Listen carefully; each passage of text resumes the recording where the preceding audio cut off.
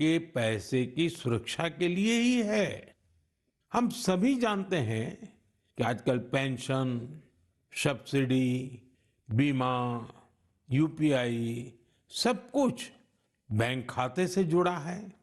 इसी वजह से बैंक समय समय पर री केवाईसी करते हैं ताकि आपका बैंक अकाउंट सुरक्षित रहे। हाँ, इसमें भी आपको एक बात याद रखनी है, जो अपराधी हैं वो फर्जी कॉल करते हैं, एसएमएस और लिंक भेजते हैं। इसलिए हमें सतर्क रहना है और ऐसे धोखेबाजों के झांसे में नहीं आना है।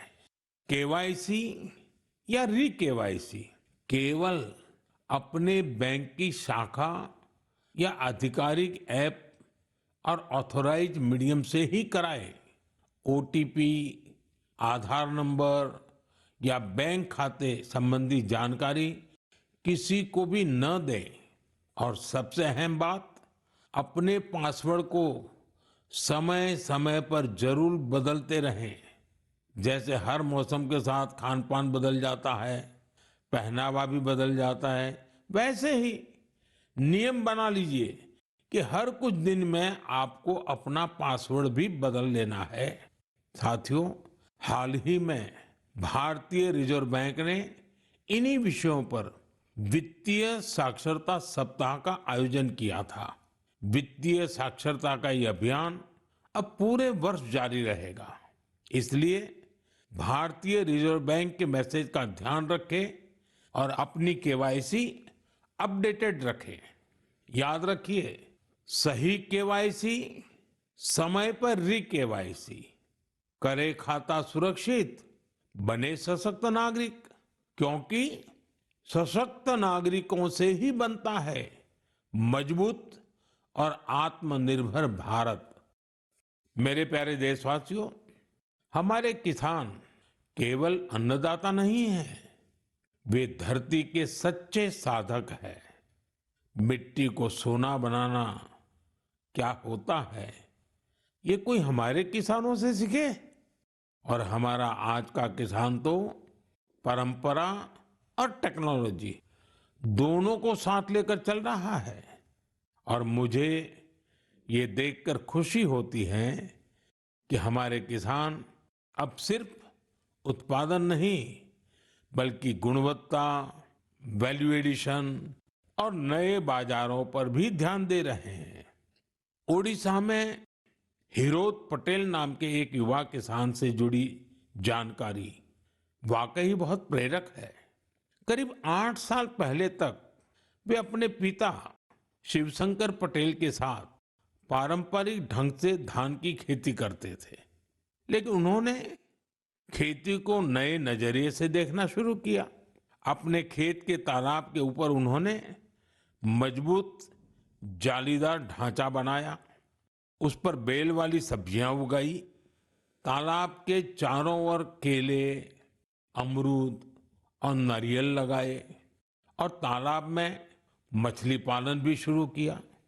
यानी एक ही जगह पारंपरिक खेती भी हो रही है, सब्जी भी, फल भी, मछली भी। इससे जमीन का बेहतर उपयोग हुआ, पानी की बचत हुई और अतिरिक्त आमदनी भी मिली। आज दूर दूर से किसान उनका मॉडल देखने आते हैं।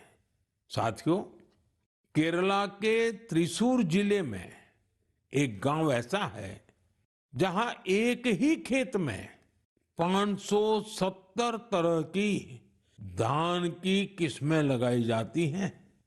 इसमें स्थानीय किस्में भी हैं, हर्बल किस्में भी हैं और दूसरे राज्यों से लाई गई प्रजातियां भी हैं। ये केवल खेती नहीं, बीजों की विरासत को बचाने का महाअभियान है। हमारे किसानों की मेहनत का असर आंकड़ों में भी दिख रहा है। भारत आज दुनिया का सबसे बड़ा चावल उत्पादक देश बन चुका है। 15 करोड़ टन से अधिक चावल का उत्पादन, ये छोटी उपलब्धि नहीं है। हम अपनी जरूरतें पूरी कर रहे हैं और दुनिया की फूड बास्केट में योगदान भी दे रहे हैं। साथियों, अब तो कृषि उत्पाद हवाई मार्ग से भी ज्यादा आसानी से विदेश पहुंच रहे हैं। कर्नाटका के नंजनगुड केले, मैसूरू पान के पत्ते और इंडी नींबू को मालदीव भेजा गया। ये उत्पाद अपने स्वाद और गुणवत्ता के लिए जाने जाते हैं और इन्हें जीआई टैग भी मिला है। आज का किसान क्वालिटी भी चाहता है, क्वांटिटी भी बढ़ा रहा है और अपनी पहचान भी बना रहा है।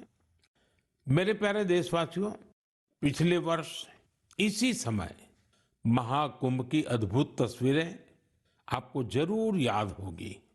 संगम के तट पर उमड़ता जनसागर, आस्था का अथाह प्रवाह और स्नान के उस पावन क्षण में जैसे भारत अपनी सनातन चेतना से साक्षात्कार कर रहा था।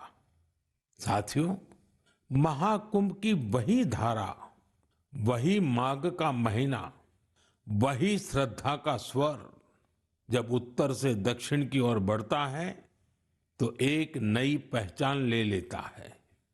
साथियों, केरला की धरती पर भारत पूजा नदी के किनारे तिरुनावाया में सदियों पुरानी एक परंपरा रही है, मामंगम। इसे कई लोग महामाघ महोत्सव या केरला कुंभ भी कहते हैं। माघ के महीने में पवित्र नदी में स्नान और उस क्षण को जीवन का अमिट स्मरण बना लेना, यह इसकी आत्मा है। समय के साथ यह परंपरा जैसे ओझल हो गई थी। करीब 250 वर्षों तक यह आयोजन उसी भव्यता में नहीं हुआ था जैसे पहले हुआ करता था। लेकिन आज अपनी विरासत को फिर से पहचान रहे हमारे देश में इतिहास ने फिर करवट ली है। इस बार बिना किसी बड़ी घोषणा के केरला कुंभ का सफल आयोजन हुआ। लोगों ने इसके बारे में एक ने दूसरे को बताया, कानों कान बात पहुंचती गई और देखते ही देखते श्रद्धालु तिरुनावाया पहुंचने लगे। साथियों, महाकुंभ हो या केरला कुंभ, ये केवल स्नान का पर्व नहीं है, यह स्मृति का जागरण है, यह संस्कृति का पुनर्स्मरण है। उत्तर से दक्षिण तक नदियां भले अलग हो, किनारे भले अलग हो, पर आस्था की धारा एक ही है, यही भारत है। साथियों, हमारे देश में ऐसे लोग हमेशा जनता के दिलों में बसे रहते हैं।